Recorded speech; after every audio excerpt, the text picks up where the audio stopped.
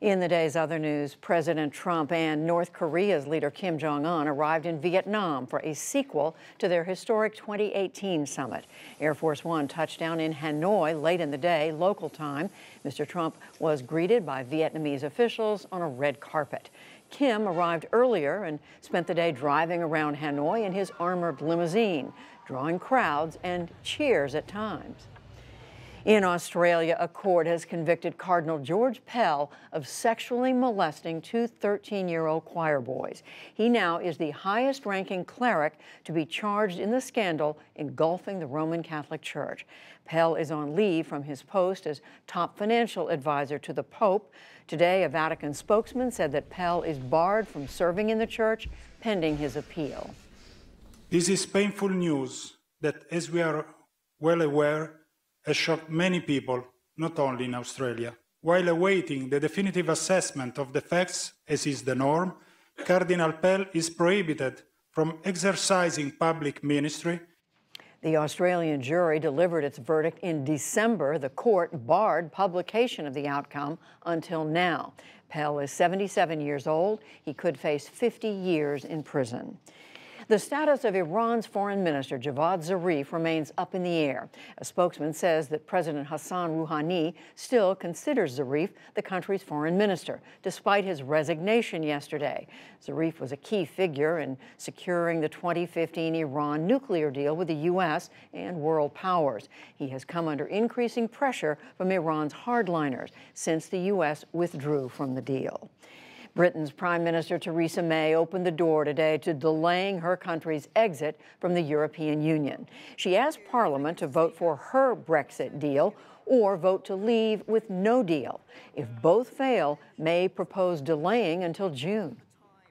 Our absolute focus should be on working to get a deal and leaving on the 29th of March. An extension beyond the end of June would mean the UK taking part in the European Parliament elections. What kind of message would that send to the more than 17 million people who voted to leave the EU nearly 3 years ago now? Delaying Brexit would need the approval of all of the other 27 EU member states. Back in this country, another major winter storm socked parts of the western U.S. Flooding rain swamped roads in northern California, and officials urged evacuations along sections of the Russian River. Meanwhile, relief came for 183 passengers stuck in an Amtrak train in the Oregon mountains. Fallen trees blocked their way. On Sunday night, they finally got moving again early today. Former Vice President Joe Biden says that he has cleared a big hurdle to running for president in 2020. He tells the Washington Post that he needed to decide if he could put his family through a tough campaign. But he says they now want him to run. However, he says he has not made a final decision. In North Carolina, Republican Mark Harris says that he will not run again in a redo election for a congressional seat. His apparent victory over Democrat Dan McCready was thrown out last week over allegations of ballot fraud. Harris says that he has surgery scheduled for next month. His chances were considered weakened by the scandal. A federal appeals court in Washington has cleared the way for AT&T's takeover of Time Warner. A 3-judge panel rejected the Trump administration's appeal to block the merger, arguing that it would limit competition and hurt consumers. The takeover is valued at $81 billion.